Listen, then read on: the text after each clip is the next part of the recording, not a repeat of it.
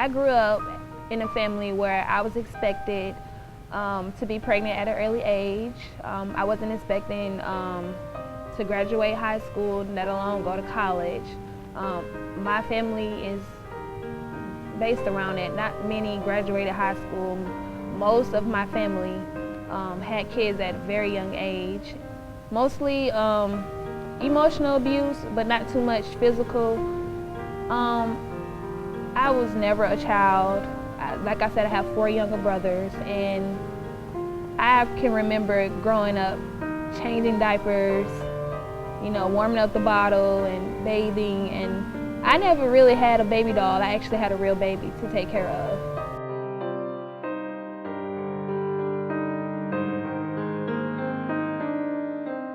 Ever since I could remember, young in diapers, they used to call it HRS, was always at my door, our door knocking, always.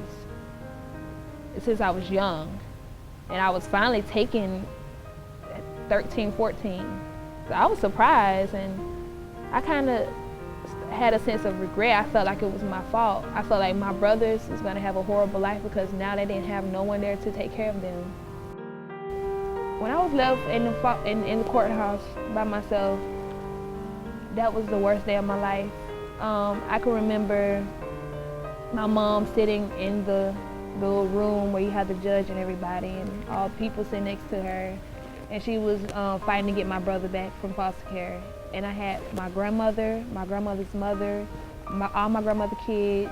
She has 3 daughters. One of them was obviously in there in court, so she had 2 of her kids out there. She had her sisters and everybody. We were sitting like in a, you know, little circle almost, and I was right, you know, sitting right here, and they were all just saying mean things to me, and I was crying, and they was like, "Oh, crying ain't gonna do." I could just remember crying. I walked away, and I was in a room, went to the bathroom, and I cried my eyes out.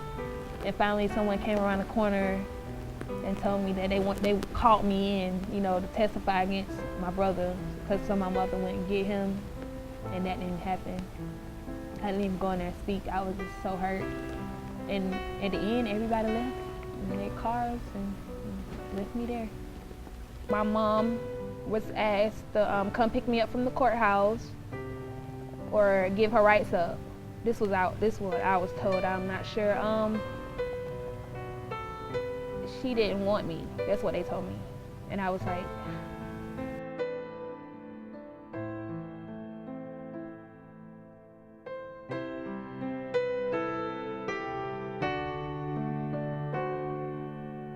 the worst part of my first foster care home was the foster parent.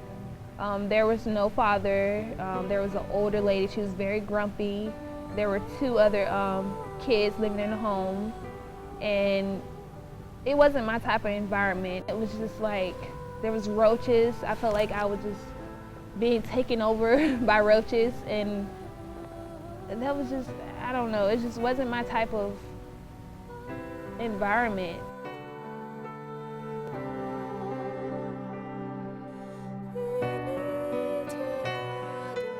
No one at school, maybe a couple of people knew that I was in foster care, ever. No one, not one single person knew. Teachers? Teachers, yes, because I was in a group home when I had to pass around a slip, you know, saying my progress in class. But for students, no one knew that I was in foster care, ever. I had this 6th grade teacher. She has been my teacher. She was my 6th grade teacher. She was my 9th grade teacher, she was my 11th grade teacher, and she was my 12th grade teacher, and I love her to death. She actually helped me straighten out my attitude too, because me and her always clashed. She had her attitude and I had my attitude, and she wasn't having it. So she helped me change my attitude. She helped me realize your attitude is not gonna get you nowhere. People used to tell me that. I used to tell people, if you don't like my attitude, you can keep stepping, because it is what you see is what you get. And I used to be like that. Like, my attitude used to be horrible, and I knew it, and I loved it, because I felt like no one could hurt me with this attitude. No one could hurt me, you know? But she really changed that. She's saying, you know, you gotta straighten your attitude out, or you're not going to get anywhere with that attitude. No one wants to be around you with that attitude. And she was telling me that from 6th grade all the way to 12th when it finally improved, and she was like, you know, she really helped me. She probably don't even know that, but she helped me a lot.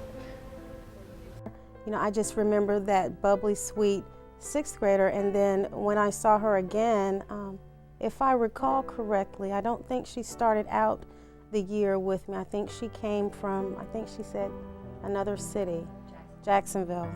And, you know, I was glad to have her back. And she just kind of had some good days and some bad days. And I would tell her when she, as she explained, she called herself a pistol. When she behaved in that way, I would say, look, I'm a teacher. I'm here to help you. Don't treat me that way. I've done nothing to you but try to help you. Now let's work on that attitude. You know, we all have bad days. I have bad days, but I still have to work with these people here. I still have to have a professional relationship, so I have to watch that.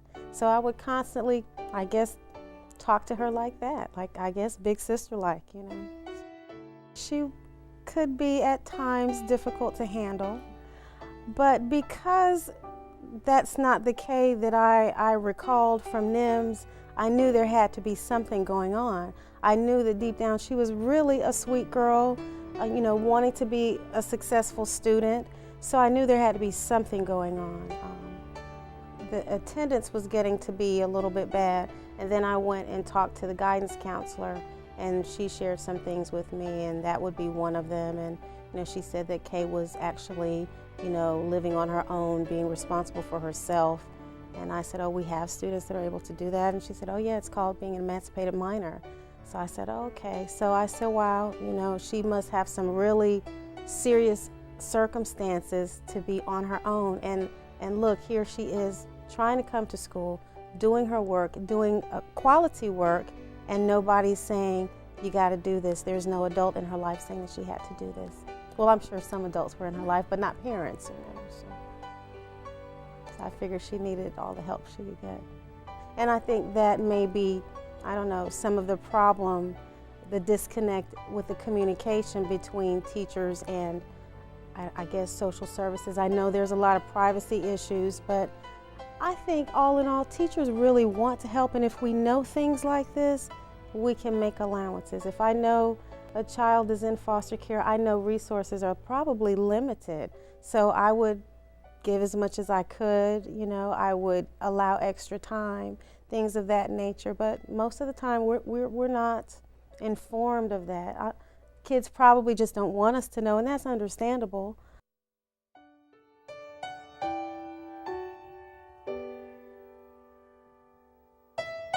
Well, the first thing that the school probably needs to do, to my mind, is be aware that there's this population of children who, in addition to all of the other problems that a child has, also doesn't have a family that the child can rely on. Recognize that these are cases that need additional care and attention. Recognize that there's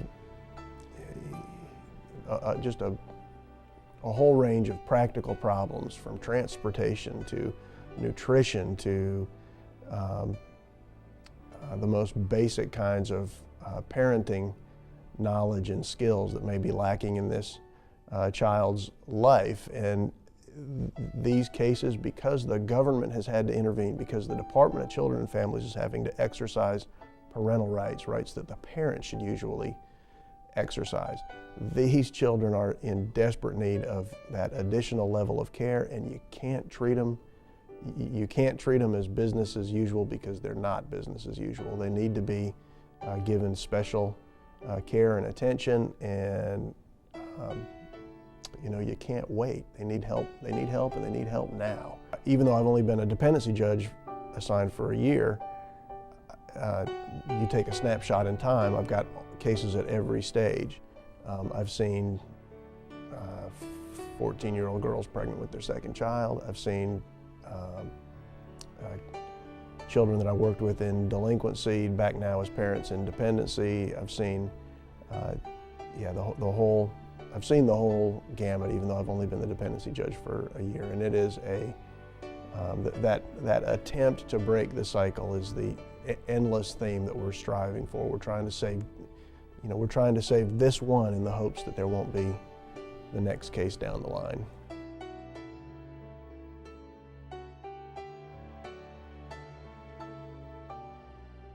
Foster care worked for me wonderfully. I met my wonderful Miss Courtney. Foster care, I had a lot of opportunities. If I wasn't in foster care, I could honestly say I would either be not here or I would be pregnant, having, living in the black community, the normal, as I would portray it, the typical black girl. I'm pregnant at a young age. I don't know the father of my child. I had to drop out of high school, and I would be that type of girl. Foster care is what you make it. It really is. People used to tell me that all the time. Foster care is what you make it. I used to say, I can't help how these people treat me, I can't help how these people treat me, but I can help how I view these people. I don't work, things that they did that to me, I didn't, how do you put it? I didn't let that get to me. So I would tell her, foster care is what you make it. If you want to get somewhere and, and you need some help and you're just going through too much, foster care could help you. You can get in, there's a lot of programs that they introduce you to. There's a lot of nice people they introduce you to. It's wonderful. I don't see foster care horrible at all, unless you make it horrible.